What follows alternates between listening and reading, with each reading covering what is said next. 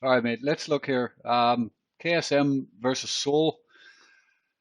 Now, I mean, the thing is, this is not overly normal action.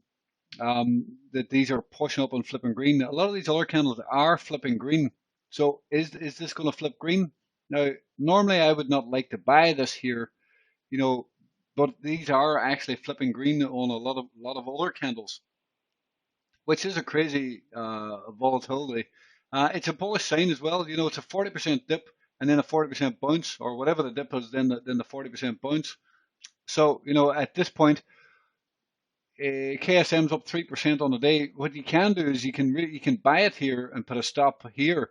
But the problem is, I would suspect, right? I would suspect that the move will move up, maybe stop on these lows, and then come back down, take liquidity in here, and then move off. That's kind of how I'm anticipating it at this point. So it's really up to you. Do you want to buy this here with a stop below the low, or do you want to wait and see if they can take liquidity down in this wick and get that pullback? So you know it's really up to you how you would like to play this. The safe trade is to wait until there is some sort of liquidity grab down in here.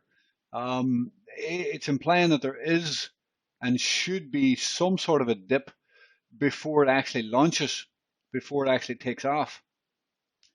Let's look here. Like you can see all of these wicks, all these giant wicks, they did push up and they did push higher, but they still did come back in to fill the wick before the big move higher. And same with this wick. This wick got filled here. This is a giant wick. This should come back at some point to fill these before moving off. So I do like KSM, as I said yesterday. You know, it's frustrating that they keep pushing up here like this. It would have been nice to get the dip first, um, and then I was going to say like here, but like here you get the push down and take liquidity, and you can buy into that and push. But the market has just been very strong with that $2 billion printed, and it's just kind of been push, push, push. So I still do think the dip will come before this moves off. If you really want a FOMO, if you want to buy into this, you can buy it with a stop below the 3-day candle.